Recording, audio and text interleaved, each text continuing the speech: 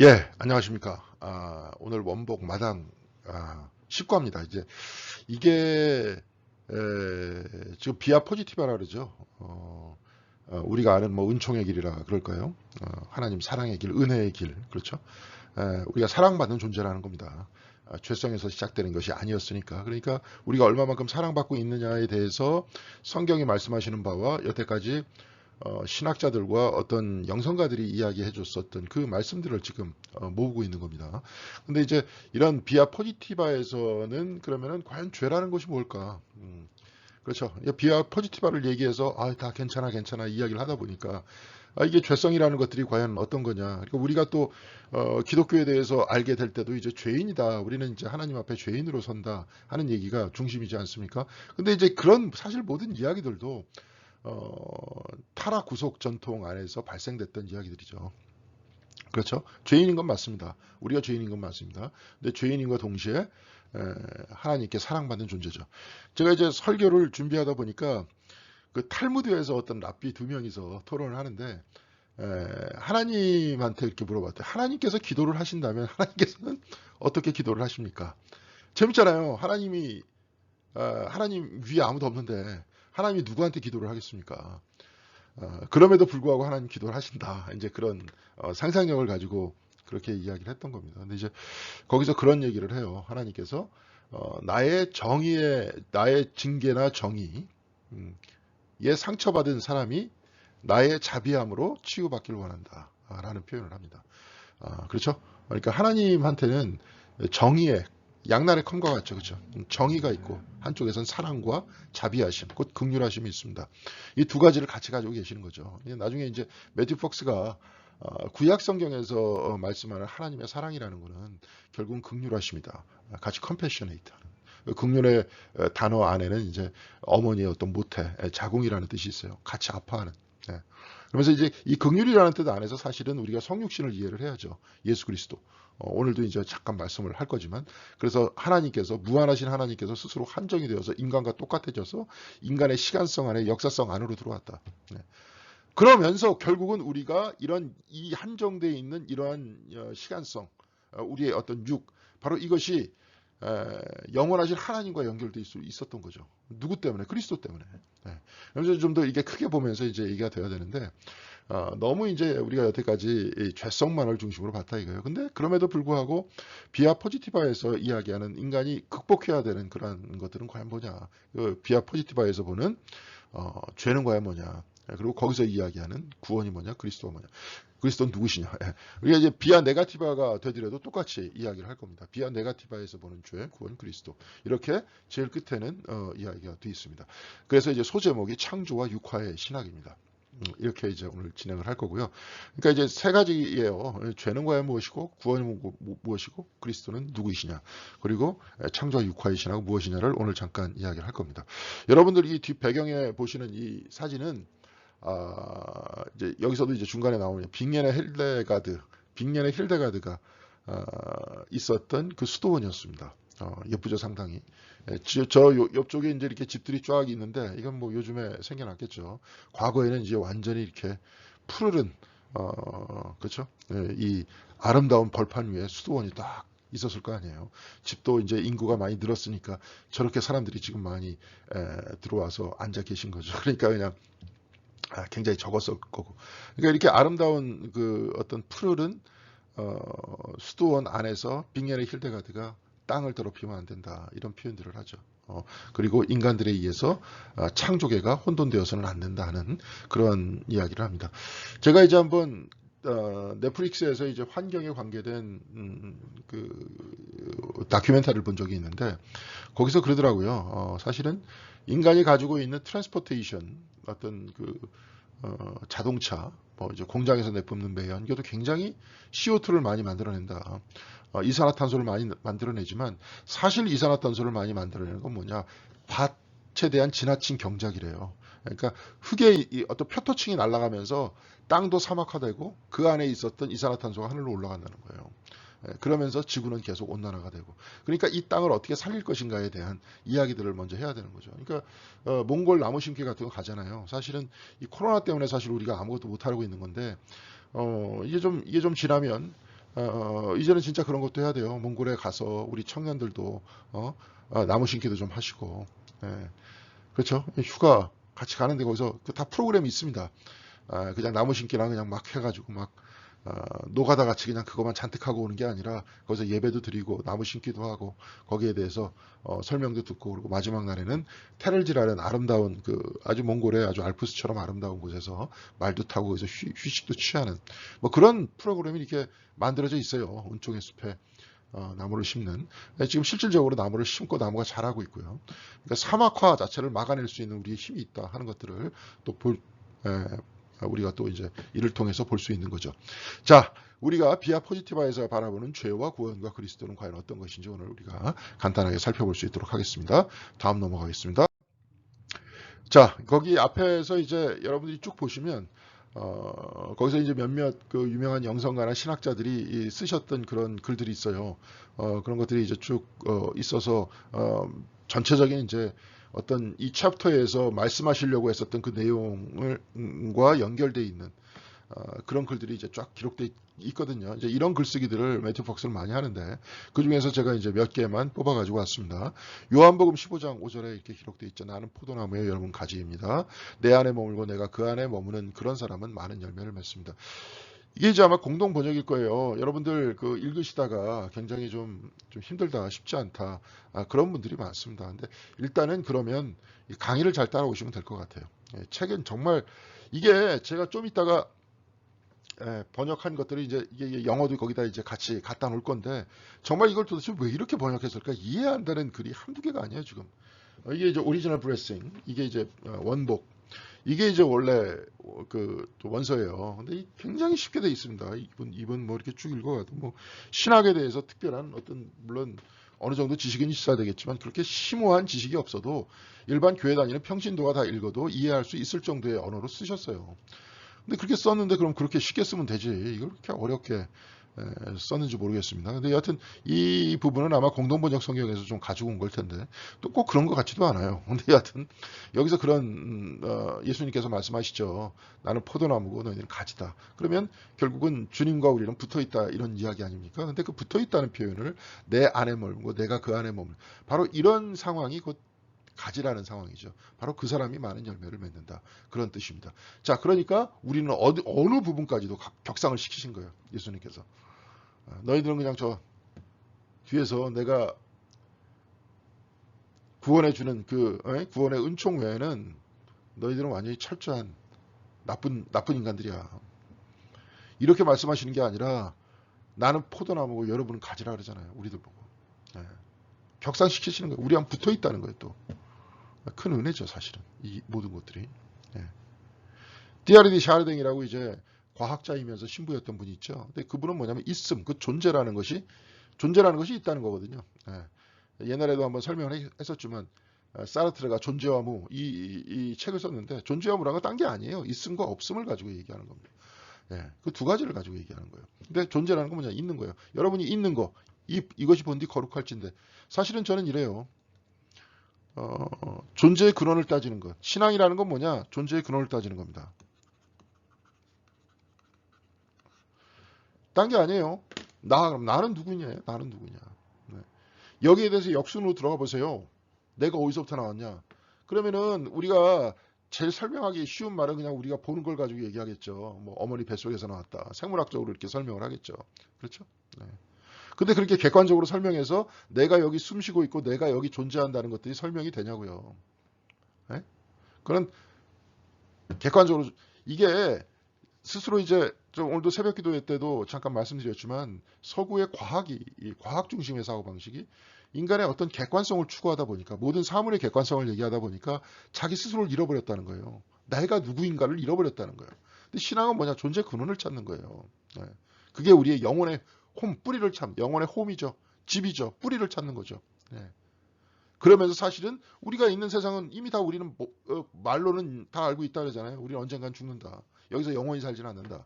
그럼 영원한 것은 과연 뭐냐? 그리고 오늘 특별히 이 창조 형성에서 말씀하듯이 영원한 그분께서 끊임없이 부어주시는 은총 속에서 지금 눈에 보이는 현상계가 존재한다. 그리고 그 현상계가 지금도 끊임없이 은총을 받고 있다. 그리고 마이스터 에카르트 같은 사람은 하나님으로부터 나오는 문과 들어가는 문은 같다. 그래서 그것이 다 사라지고 죽고 없어지는 것이 아니라 다시 하나님께로 돌아간다. 네. 이런 이야기를 하죠. 그런 이야기 안에서 어떤 저주 같은 이야기는 존재할 수가 없는 거죠, 사실은. 네. 자, 그런데 마이스터 에카르트와 같은 말을 할 수 있는 건 뭐냐? 지금 자기 자신의 근원, 존재 근원을 따졌기 때문에 그래요. 그걸 따졌고 거기에 대해서 논리적인 진술이 나오는 것이 아니라 더 중요한 것은 뭐냐면 자기의 마음에 와닿는 체험을 했던 겁니다. 그렇기 때문에 그런 이야기가 나오는 거예요. 자, 샤르댕도 거기서 지금 똑같이 얘기하는 거예요. 있다는 것이 본디 다 거룩하다는 거예요. 나만 있는 게 거룩한 게 아니라 있는 모든 존재는 다 거룩하다는 거예요. 돌 하나까지도 거룩하다는 겁니다. 왜? 하나님으로부터 나왔으니까. 근원을 따져보자는 거죠. 근원을. 머리로 따지는 게 아니라 이게 이쪽으로 느껴야 되는, 이쪽으로. 그래야 그것이 체험이 되는 것이고 그게 곧 나의 것이 되는 겁니다. 그리고 우리는 그 세계 안에서 살게 되는 거예요. 우리도 그 어느 세계 안에서 살고 있어요. 지금 여러분이나 저나. 내가 만들었고 내가 이해한 세상 속에 살고 있는 거예요. 지금. 그렇죠?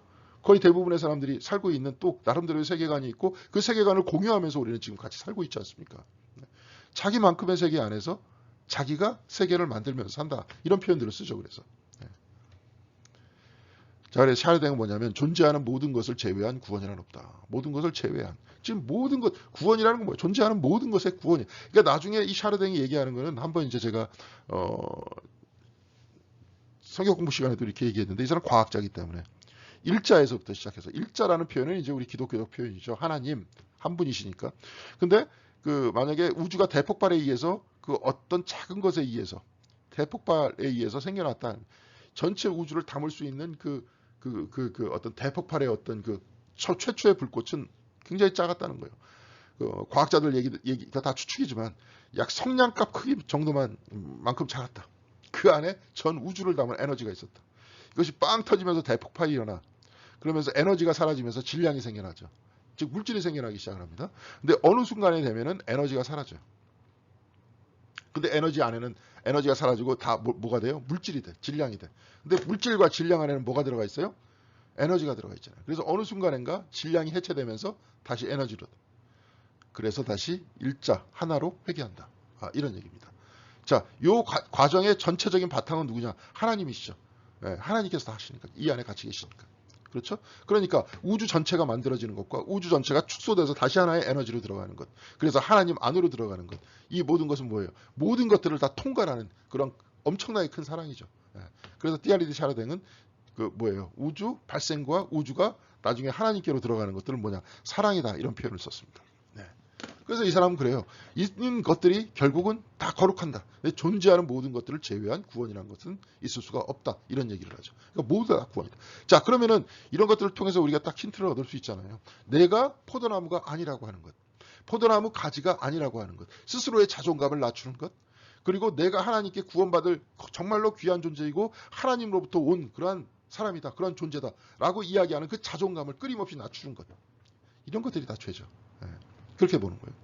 이것이 구원이다. 곧 우리가 피조물의 아름다움에 경탄하고 지금 봤죠. 하나님으로부터 왔다 하면서 그 마음을 존재의 근원을 따지면서 하나님으로부터 왔던 우리 자신의 삶을 바라보면서 하나님과 나는 분리된 존재가 아니다 하는 것들을 깨닫는 바로 그때. 사실은 우리 이제 기독교 신학에 의하면 바로 이 모든 것들을 가능하게 해주시는 분은 그리스도시잖아요. 예수 그리스도시잖아요. 자, 그러니까 이런 거기에 경탄하고 그 아름다운 창조주를 찬양할 때다. 이것이 구원이다. 구원이라는 건 뭐냐? 찬양하는 거예요. 하나님을 찬양하는 거예요. 지금 이 순간에. 나중에 이제 뭐, 누굽니까? 프란체스코가 얘기했던 그 구원이라는 건 뭐냐? 존재의 황홀이라는 거예요. 그렇죠? 죽은 이후에 천국 가는 거, 그걸 하나님께서 하시는 것이고, 지금 이 시간에 우리가 체험할 수 있는 게 뭐냐? 존재의 황홀이야. 아까도 존재의 근원 안으로 들어가서.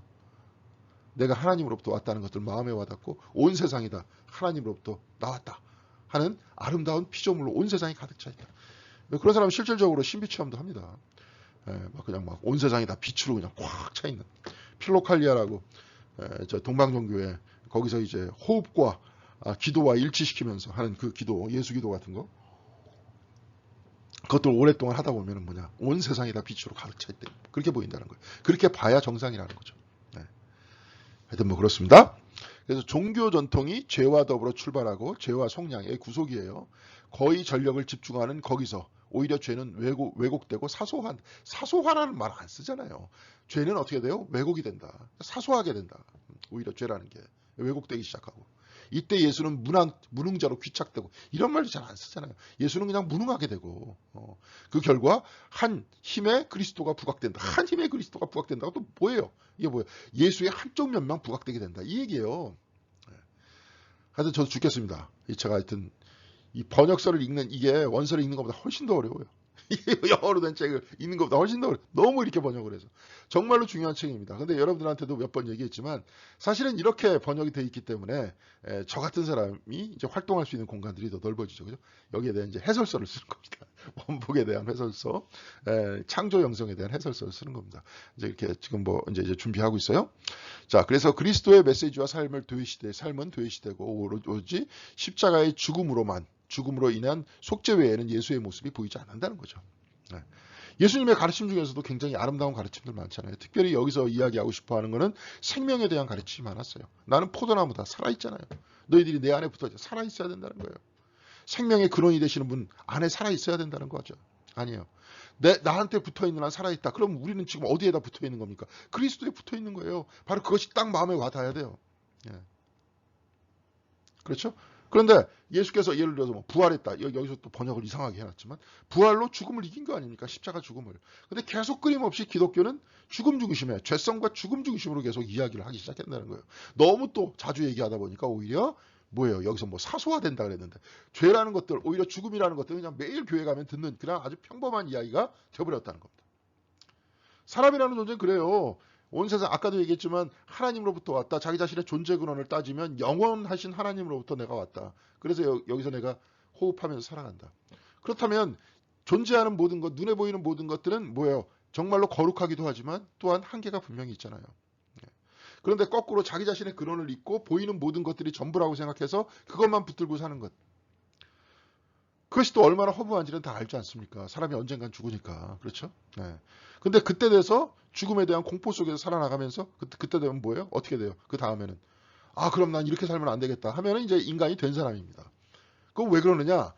나름대로의 어떤 신앙적 바탕이 있고 뭐가 있어서 자기가 과거를 추억해내고 생각해내면서 그걸 붙들어내는 거죠. 그러면서 이제 진짜 어떻게 무엇을 위해서 살아야 되는지를 알아야 되는 겁니다. 알게 되는 겁니다. 예. 근데 그런 게 아예 없으면 그때 되면 야 무섭다 이거 큰일 났다 어떻게 하지? 그러다가 이제 나중에 제일 좋은 방법은 뭐예요? 잊어버리는 거죠. 그냥 잊어버리는 거. 생활이 바쁘시니까 다들. 예? 돈 버시느라고 다들 바쁘시니까. 예. 그러다가 자기 순서가 오면 어떻게 되겠습니까? 예. 그러니까 이제 준비해야 된다는 게 맞아요. 근데 너무 죽음에 대해서 죄에 대해서 너무 매주 막 이렇게 얘기하고 막 이런 식으로 얘기가 나오니까 오히려 역설적으로 어떻게 됩니까? 죄는 매상 그냥 노상 듣는 말이고 죽음이라는 것도 노상 듣는 말이 돼버린다. 이 얘기가 되는 거예요. 예. 그렇죠? 그리고 예수 그리스도는 물론 이제 십자가와 부활이라는 그런 굉장히 중요한 요소가 있지만 동시에 예수께서 생명에 대해서 얼마만큼 가르치셨는지 우리 또 그걸 알아야 될 거 아닙니까? 자, 비아 포지티바에 역행하는 것이 죄다 그랬어요. 그러니까 죄라는 것들은 이제 그렇게 볼 수 있겠죠. 이제 죄라는 것들은 이제 폴틸릭의 입장을 그대로 보면은 좋습니다. 이게 뭐예요? 분리잖아요, 분리. 하나님과 나누어지는 거잖아요. 아까도 존재 근원이죠. 존재 근원. 모든 생명체의 근원이에요. 그 근원과 나누어지는 거죠. 그러니까 나만 그런 게 아니라 모든 생명체도 역시 다 어떻게 돼 있어요? 하나님과 연결되어 있는 거죠. 그러면은 만약에 이 연결되어 있는 모든 피조물들을 파괴했다. 그럼 어떻게 되는 겁니까? 분리되는 거잖아요. 그러니까 우리가 이런 죄성들은 별로 없잖아요. 우리 죄성들 같은 경우에 다 보면은 지금 생각해 보세요. 우리가 죄의식을 갖는 게 지금 과연 뭔지. 예를 들어서 물론 보편적 상식 안에서 우리는 죄의식을 갖죠. 남의 물건을 훔쳤다. 혹시라도 뭐 그런 분들 아무도 안 계시겠지만 만약에 훔치면 죄책감이 생긴다. 거짓말하고 그냥 아닌 듯이 얘기하면 죄책감이 생긴다. 특별히 여기서 서구 안에서 죄책감이 생기는 게 어떤 거냐. 여기서는 이원론적 세상 안에서 주로 많이 얘기하고 있기 때문에 주로 이런 얘기를 하죠. 성. 왜냐하면 원죄가 성이라는 것들을 통해서 세상으로 내려왔다. 계속 전달된다라고 얘기하니까. 그러니까 모든 태어난 인간들은 다 죄인인 거죠. 근데 성이라는 것들은 어디를 향한 집착입니까? 생명이잖아요. 이것을 만들어내는 거 아닙니까? 그러면서 하나님께서는 사실 창세기 제1장에 생육하고 번성하라 이렇게 말씀하셨잖아요. 생명을 주시면서. 그러니까 이게 사실은 죄성이라는 것들이 아닌데 어거스틴이 이제 그렇게 만든 거죠, 사실은. 뭐 이 사람이 다 나쁘다는 건 아닙니다. 제가 여기서 몇 번 말씀을 드렸지만, 근데 이 사람이 원죄선을 만들고 원죄가 어떻게 흘러내려갔고 결국은 인간은 피할 수 없는 죄인이다라고 이야기하려고 했었던 그 논리를 구성한 것이 좀 문제가 있다 이 얘기예요. 예. 자, 그러니까 이 생명이라는 것들은 이게 봐요. 이제 풀어야 했던 사람들 안에 생명이 없다. 아까 이제 빅년의 힐데가드죠. 시든 메마름만 있다. 이게 번역이 그냥 메말라 있다. 바람이 이기적 악행의 독취에 눌려 있다. 이게 뭡니까? 이것도 또 웃기잖아요. 예. 바람이 뭐예요? 사람의 이기심 때문에 이게 뭐예요? 오염돼 있다. 예. 내유가 위협당하고 있다. 내유가 위협하고 있다. 그러면서 뭐 하늘의 번개가 이제 그러니까 하늘에 뭐 자연이 우리를 위협하고 있다. 이렇게 얘기하면 되죠. 공기가 사람들의 썩은 불을 뿜어내고 있다. 예, 이거는 뭐 괜찮아요. 땅이 닫혀서는 안 된다. 땅이 망가져서는 안 된다. 근데 여하튼 이런 모든 것들이 사용하지 않는 단어, 우리가 쓰지 않는 표현은 쓰지 않아야 돼요. 이거 읽으면 이해가 안 가지 않습니까? 예.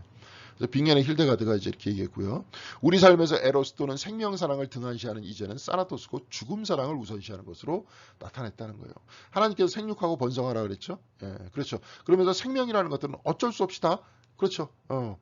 연결되어 있죠. 예, 이것이 이제 그 안에 이제 쾌락추구라는 것들이 분명히 들어가 있지만 그런 것에 또 과도하게 집착하는 하면 이제 병적인 것이 되지만 결국은 이런 것들이 뭐예요? 생명을 창출해 나가기 위한 굉장히 아름다운 과정이잖아요. 어떤 면에서 볼 때.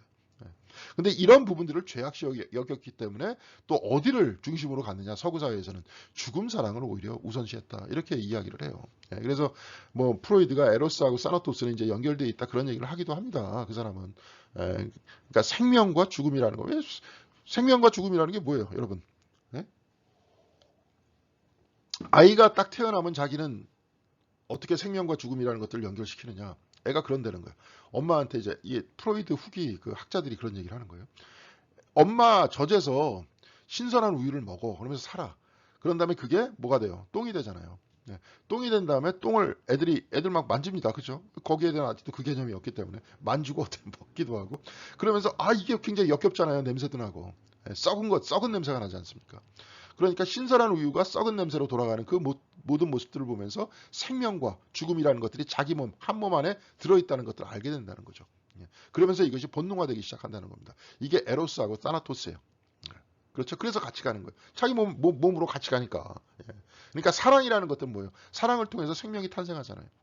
그러는 것과 또 동시에 그 안에 뭐에 대한 공포가 있어요? 죽음에 대한 공포가 있는 거죠.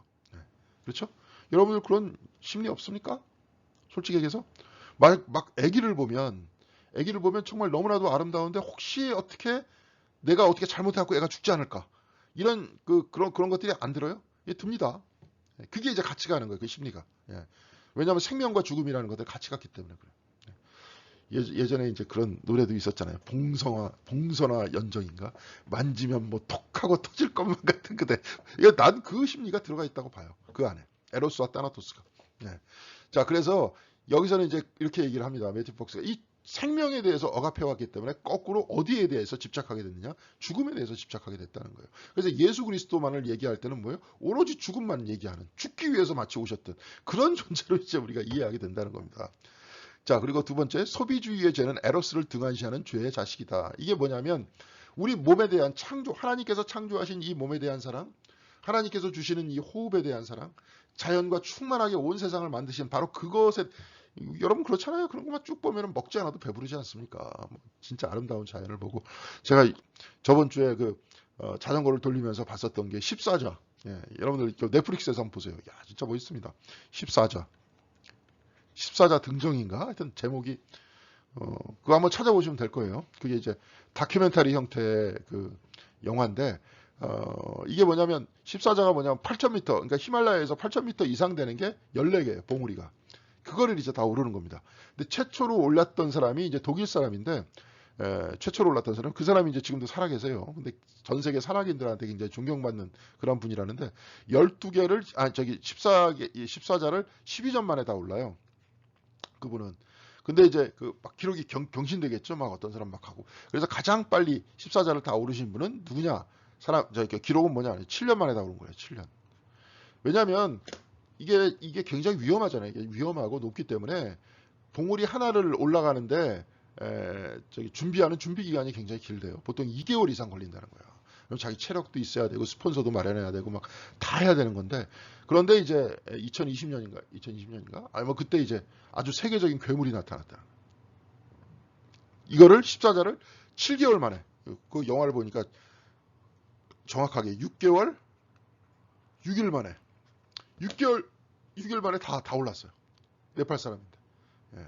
그 사람이 14자를 다 올랐는데, 제가 지금 여기서 얘기하는 거는 뭐 할 수 있다, 노력하면 다 할 수 있다, 이런 뜻이 아니고 다큐멘터리를 계속 찍는데 그 한 8,000m쯤 되는, 뭐 한 6,000m, 7,000m 밑에서부터 이게 쫙 보이는, 제일 처음에 이 사람들이 이제 올라갔던 게 안나푸르나 딱 올라가가지고 꼭대기를 보는데, 야, 이 경치를 한번 봐라. 완전히 설산이 그냥 사방으로 다 펼쳐져 있는데 진짜로 끝내줍니다. 그런 걸 본 사람들은 이제 거기서 죽어도 여한이 없다, 그럴 것 같아. 나는 히말라야에서 내가 묻히는 게 소원이다, 막 그럴 것 같아. 그 정도로 에로스와 타나토스도 똑같이 가는 거죠. 자, 그러는데 저기 그런 아름다움 있는 그대로 꼭 뭐 히말라야까지 갈 필요는 없는 거죠. 우리가 여러분들이 경의선 숲길을 걷든지, 그렇죠? 바닷가를 쭉 걸으면서 혼자서 깊이 내 근원에 대해서 생각하고 묵상을 하다가, 나의 존재의 근원이 되시고 온 피조물의 근원이 되시며 우주의 중심이 되신 하나님을 여러분들이 이렇게 만났다. 그러면 이제 있는 그대로 그냥, 그렇죠? 뭐 안 사 먹어도 충만하잖아요. 그러는 거예요. 그런데 종교가 우리 삶에서 진정한 에러스를 경축하는 데 실패할 때 우리는 충족되는 것이 아니라 사고파는 주체객체의 대용적 즐김. 뭐 대용적 즐김이라는, 그러니까 사고 판다, 주체객체가 내가 무슨 물건을 사야지 내가 만족감을 느끼는. 여러분 한번 보세요. 영혼의 괴로움이라는 건 뭐냐? 내가 뭘 이걸 사기를 원했다.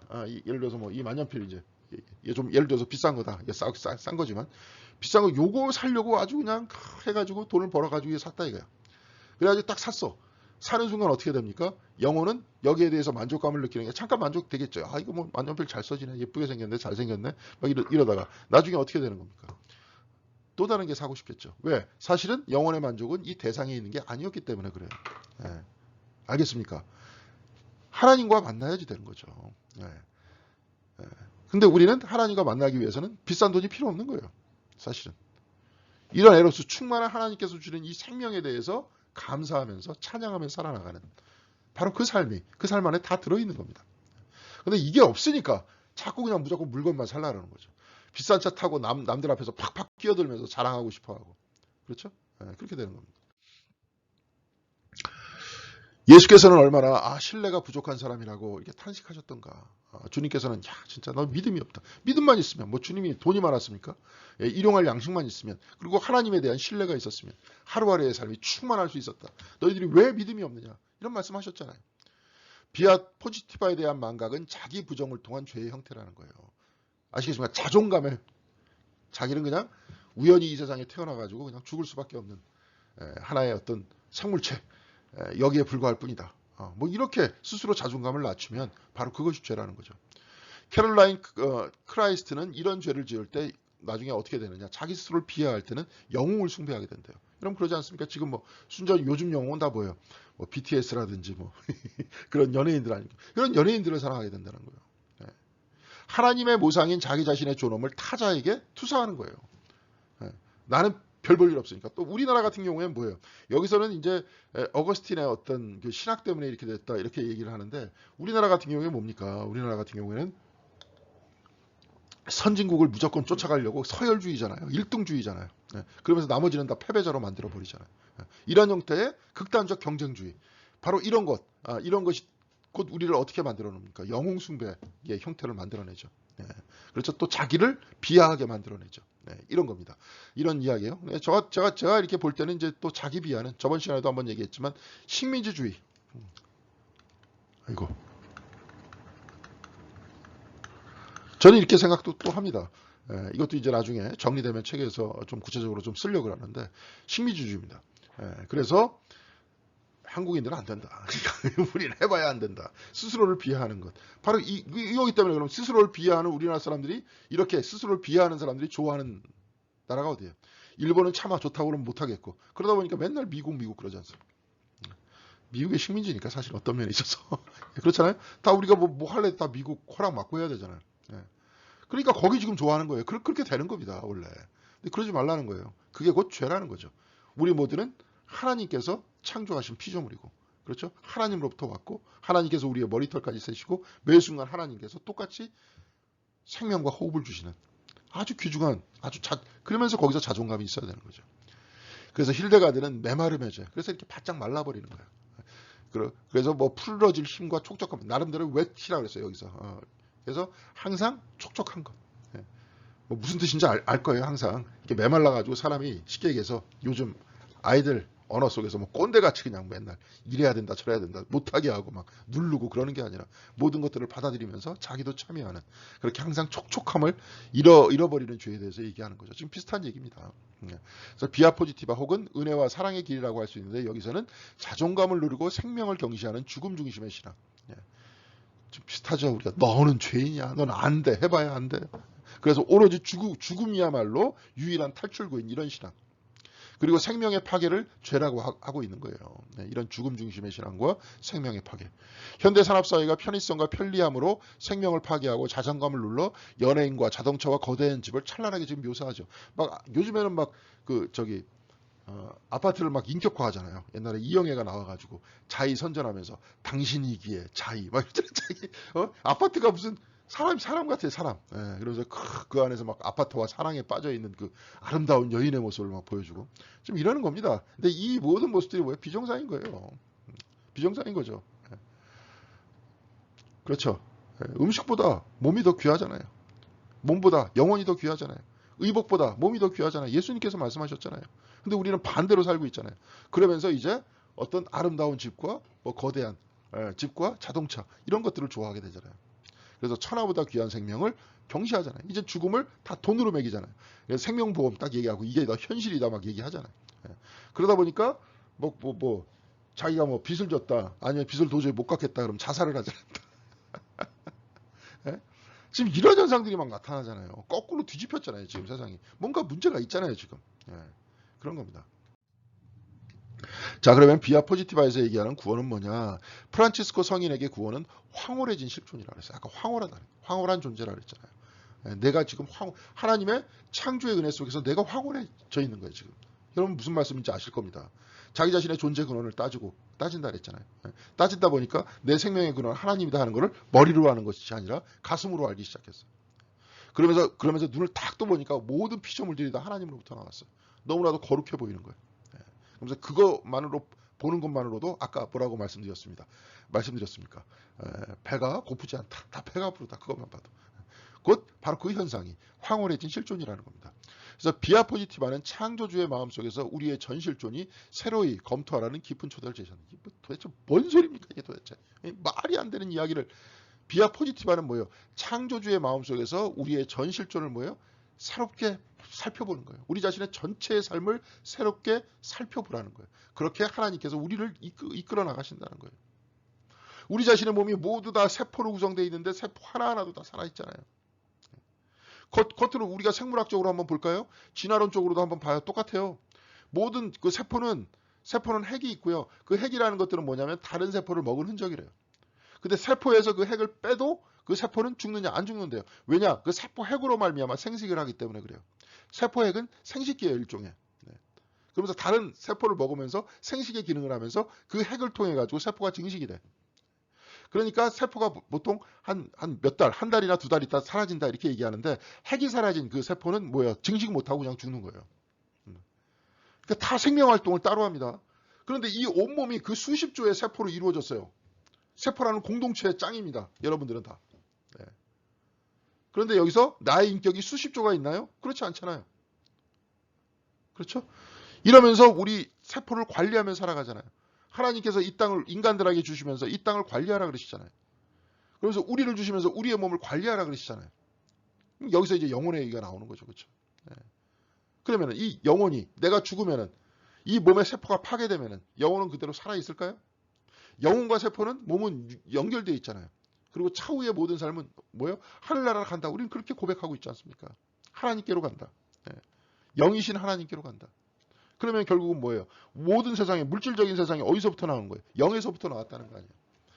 그러니까 그런 또 이야기를 또 이제 받아가지고 이게 영어로는 판사이키즘이라고 있는데,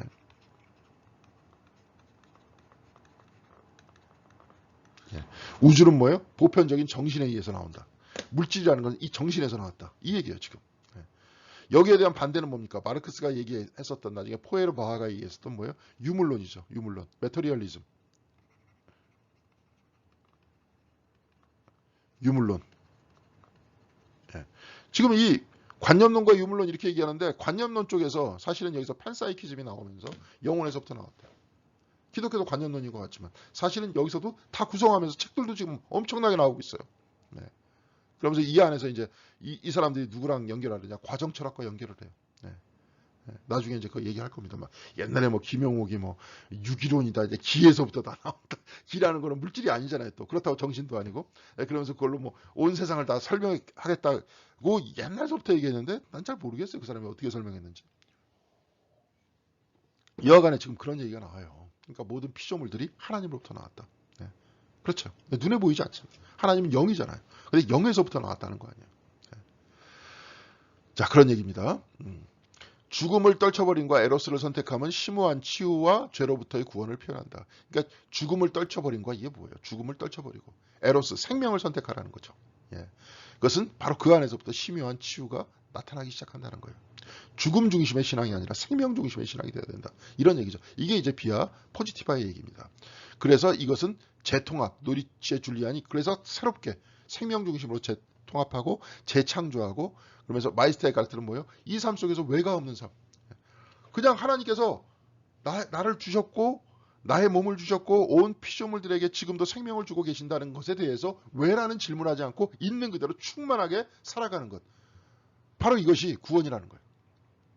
구원이라는 건 뭐냐? 노리치에 줄리안한테 재통합이고 이레니우스한테는 재창조고 마이스터의 가르트 외가 없는 삶이라는 거예요. 이 지금 철저하게 구원을 지금 이 세상적으로 생각하고 있는 거예요. 죽음 이후에 대해서 하나님께 다 맡기는 거죠, 우리가. 거기에 대해서 얘기할 필요 없어요. 죽음 이후 자꾸 얘기를 하면은 지금 있는 그 현 삶 속에서 뭐 어떻게 할 겁니까? 물론 죽은 이후에 심판받지 않으려면 너 똑바로 살아. 이거 외에는 별로 없지 않습니까? 근데 지금 있는 이 삶 속에서 우리가 과연 죄라는 건 무엇이냐? 자기 자신의 자존감을 억누르는 것이다. 동시에 우리가 충만하게 살아가는 것이다. 구원이라는 것은 한마디로. 그래서 외가 없는 삶 속에 살아가고 있는 것이다. 이런 얘기예요. 그래서 있는 그대로 받아들이고 창조와 더불어 사는 것 이것이 재통합이고 재창조이고 외가 없는 삶이다. 이제 그렇게 이야기할 수 있겠습니다.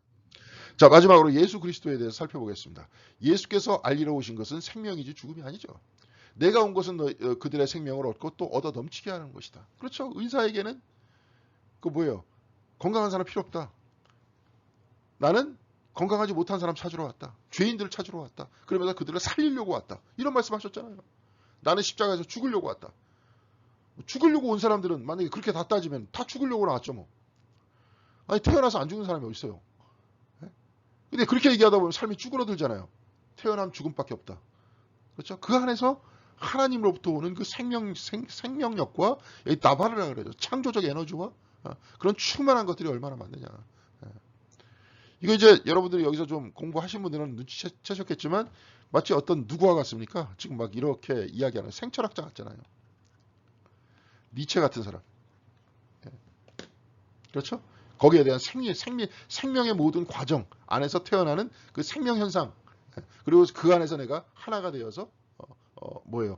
이 죄성 중심의 죽음 중심의 나름대로의 어떤 유대적 유대 싫어하니까 근데 그것도 유대적이 아니죠. 요즘에 아브라함 요수와 헷셀을 보면 그가 이제 이해했었던 유대인들도 특별히 서양인들이 이해했었던 그 어떤 뭐랄까요 유대적인 그 어떤 과정들이죠. 근데 이제 니체가 바라봤었던 그런 기독교 문화를 극복하고 나름대로의 자기는 뭐예요? 있는 그대로 즐기는 충만하게 즐기는. 아까 보니까 뭐 에카르트하고 차이 없잖아요. 그렇다고 니체가 그걸 얘기하느라고 신앙까지 얘기하면서 신은 죽었다. 물론 이제 니체가 얘기하는 신이라는 것은 중세 때 서구인들이 가지고 있었던 형이상학적 신인데 여하간에 그렇게 얘기하면서 그렇게 얘기할 필요는 없죠. 충분하게 니체의 그 본뜻을 이해할 수 있는 것들은 그 니체보다도 오히려 더 마이스터 에카르트 같은 사람이 더 잘합니다. 그리고 니체가 실수했던 게 뭐냐면 에고하고 우리 영혼을 잘 구분을 못했어요. 이 사람은. 여하튼 그래갖고 내 자신의 에고를 극복해야 되는 것. 그 안에서 충만하게 그 뭐예요? 하나님으로부터 존재의 뿌리 안에서 하나님께서 주시는 은총 안에서 우리가 살아나가는 것. 뭐 이렇게 살아나가는 게 니체가 추구했었던 삶의 이상 아닙니까? 예.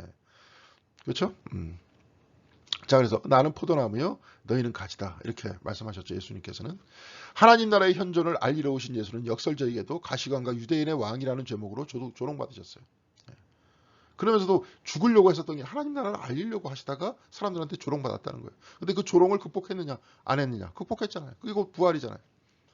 하지만 스스로 왕이 되러 오신 것이 아니라 왕권을 재규정하고 재분배, 재배분하여 누구나 왕임을 존엄과 우주에 대한 책임을 띤 왕다운 존재임을 깨닫도록 하신다. 이것도 또 말이 이상한 거죠. 그죠? 재규정, 재분배. 거기도 비슷하게 이제 얘기는 나와 있는데 스스로 왕이 되기 위해서 하는 게 아니라 왕이라는 의미 자체를 재해석했다. 재해석했는데 뭐냐면은 누구나 하나님의 아들로서 왕이다. 그러면서 동시에 우리는 우주에 대해서 우리 자신에 대해서 책임을 진 존재다. 그것을 깨닫도록 했다는 거예요. 주기도문에서도 그렇잖아요. 하늘에 계신 우리 아버지라 그러잖아요. 신의 아들이라는 건 다 누구예요? 왕이었어요. 그때 당시에. 그러면 너희들은 다 누구라는 거예요? 너희들은 다 왕이라는 거예요. 그러면서 너희들도 똑같이 책임 있는 존재로 살아나가라. 그런 얘기입니다. 죽음 자체도 그에게 지배력을 행사할 수 없었다. 부활의 생명으로 죽음을 이기셨다. 이런 얘기예요. 근데 부활의 생명으로 이게 뭐예요? 그 책에서는 이렇게 나와 있어요. 죽음 자체도 그의 지배력을 행사할 수 없었다. 근데 영어에서 뭐라고 그랬느냐? Death is overcome by resurrected life. 이렇게 나와 있어요. 죽음이라는 것은 부활의 삶으로 극복됐다. 이 얘기예요. 부활의 생명으로, 부활의 삶으로.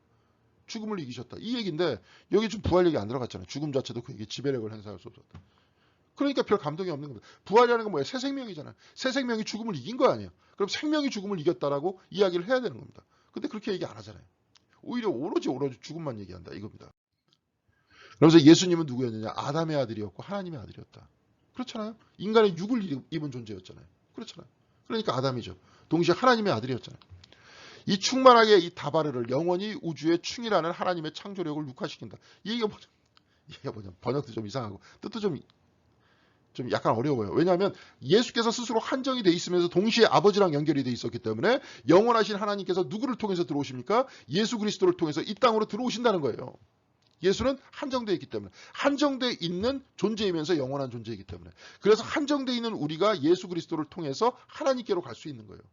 예수 그리스도께서 한정된 존재이면서 영원한 존재이기 때문에 예수 그리스도를 통해서 아버지와 우리가 연결될 수 있다는 거죠. 무슨 말씀인지 아시겠죠? 예.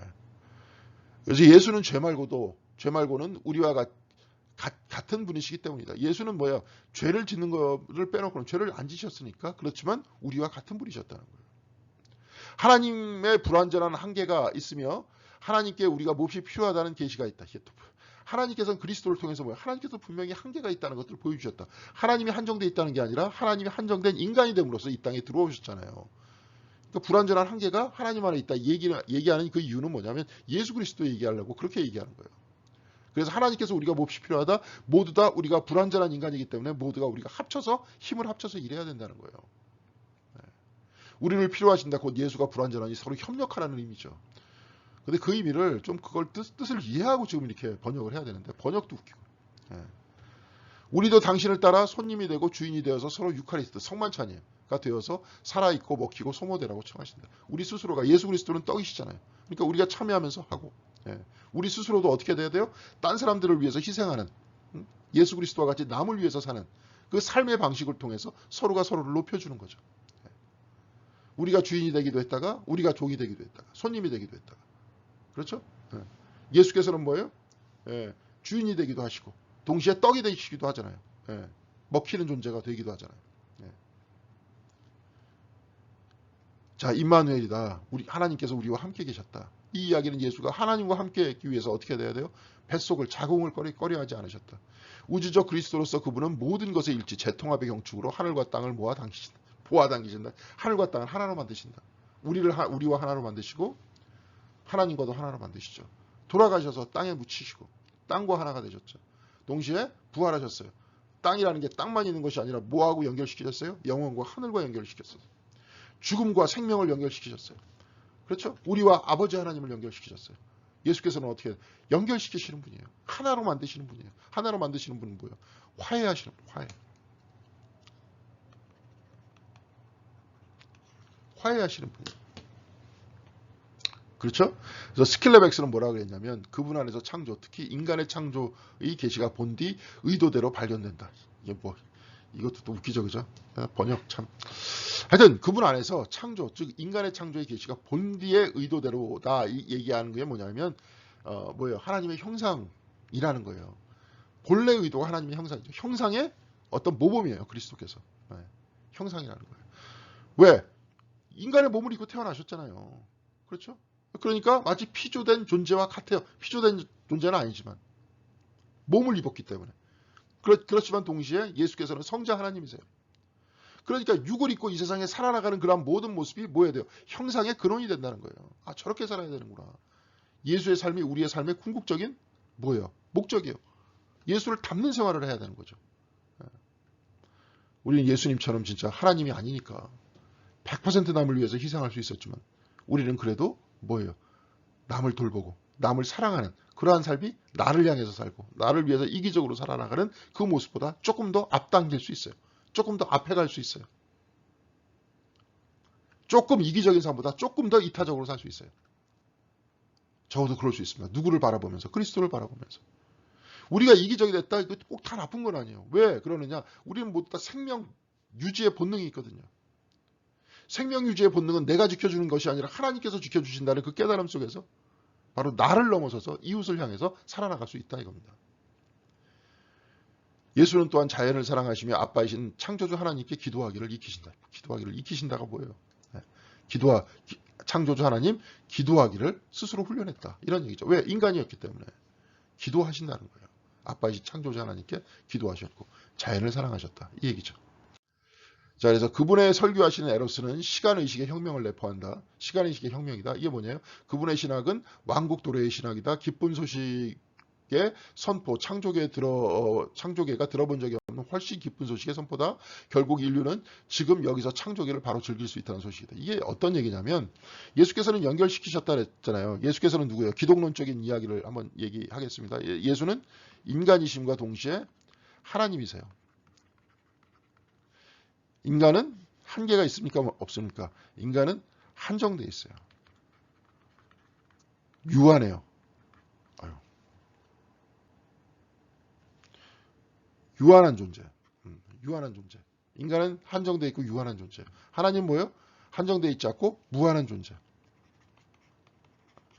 한정되어 있고 유한한 존재가 어떻게 한정되어 있지 않은 무한한 존재와 만날 수 있겠어요? 바로 누가 필요합니까? 인간 대신 하나님이 필요한 거예요. 그렇죠? 그러면서 아담의 아들이면서 동시에 하나님의 아들이신 거죠. 그래서 필요한 거예요. 네. 그래서 연결시킨다는 거예요. 그런데 예수께서는 뭐라고 선포하셨냐? 하나님 나라를 선포하셨어요. 앞으로 오늘 도래할 나라를 선포하셨어요. 근데 그 왕국은 그거 뭐예요? 기쁜 소식을 선포하셨다는 거죠. 시간의식의 혁명이에요. 하나님 나라가 이 땅 안에 들어온다는 거예요. 예수께서 들어오셨듯이 하나님 나라가 이 땅 안에 들어온다는 거예요. 영원한 나라가 이 땅 안으로 들어온다는 거예요. 네. 자, 그래서 영혼과 시간의 결합, 곧 무한과 한계의 결합은 인간 대신 그리스도이시며 그의 선포 역시 하나님 나라가 가까이 왔다는 선언이었죠. 그래서 오토 랑크는 그리스도교는 인류 사상 최대의 윤리적 정치적 혁명이 됐다는 거예요. 이 기독교를 통해서 뭐예요? 우리는 이 땅 안에 있어서 이런 형태의 체계를 뭐예요? 합리화하면서 살질 않아. 우리가 하나님 나라를 추구하면서 살아요. 이거보다 더 나은 사회. 이거보다 더 좋은 사회. 하나님으로부터 도래해서 영혼으로부터 도래해서 이 땅으로 뚫고 들어오는 그 세계를 우리는 만들고 추구하고 산다는 거예요. 다른 모든 정치적, 사회적, 경제적 평등의 참토대인 인간평등을 선포하셨다. 이 이야기는 뭐냐? 온토랭크가 얘기하는 거예요. 모든 것들의 토대는 인간평등이다. 그러면서 모든 인간평등은 뭐 때문에 그래요? 하나님으로부터 왔기 때문에 그런 거 아닙니까? 하나님으로부터 왔기 때문에 모든 사람들이 다 평등한 거 아니에요? 그러면서 그러한 형태의 평등과 하나님 아버지가 주인이 되시는 바로 그 세상이 우리한테 도래한다. 그래서 그분이 설교한 에로스는 바로 그랬다. 그래서 죽어서 끝나는 게 아니라 그렇게 새로운 생명이 우리 안으로 들어온다. 이런 얘기를 하는 겁니다. 자, 우리가 한번 살펴봤어요. 비아 포지티바에서 말씀하시는 죄와 구원과 예수 그리스도의 모습은 어떤지 우리가 한번 살펴봤습니다. 우리가 과거에 생각했던 어떤 죄성, 죄에 대한 죄책감과는 전혀 다른 형태의 죄성들을 얘기하고 있죠. 오히려 너희들은 뭐예요? 하나님의 피조물이고 사랑받는 존재들이다. 자존감을 낮추지 말아라. 그러면서 뭐 어떻게 하는 겁니까? 예수 그리스도의 몸에 달라붙은 우리는 또한 가지다. 이런 얘기하죠. 그러면서 우리 스스로를 축소하지 말아라. 바로 그것이 죄다. 축소하면서 동시에 딴 사람들한테 자꾸 투사하면서 자연을 파괴하지도 말아라.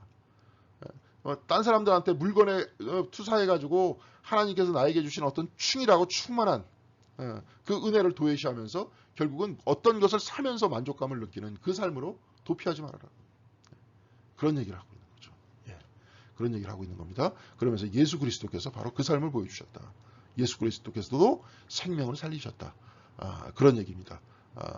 이렇게 쭉 얘기하고 있어요. 자, 비아 포지티바에서 사실은 이제 창조 영성의 시작이 이제 비아 포지티바로 시작되잖아요. 비아 포지티바를 통해서 우리가 여러 가지로 나름대로 매트 폭스가 이야기했던 그 죄성에 대해서 한번 살펴봤습니다. 자, 이제 비아 포지티바는 다 끝났습니다. 그래서 우리가 저번에도 한번 말씀드렸지만 이게 분기별로 한 번씩이라 그랬는데 각 단원이 끝나면 한 번씩 모이기로 했어요. 그래서 다음 주에 이제 구체적인 광고는 주일날 드리겠습니다. 그래서 다음 주에 같이 모여서 우리가 이제 한 단원이 끝나면서 궁금했던 것이 무엇이 있는지 또 나름대로 또 친교도 나누고 이야기도 나누고 꼭 책에 관한 이야기는 아니더라도 우리가 또 앞으로 해야 될 교회의 활동과 내면적으로 하나님을 추구하는 그 삶이라는 것들이 어떻게 돼야 되는지 뭐 이런저런 얘기를 다 할 수 있을 것 같습니다. 그래서 다음 주에 일단은 저번에 모였었던 그 청년부실에서 토요일 날 만나는 것이 좋을 것 같습니다. 그것이 이제 구체적으로 시간 언제 만나는지 시간을 정해서 주일 날 여러분들에게 광고를 교회 예배 시간에 광고를 드릴 수 있도록 하겠습니다.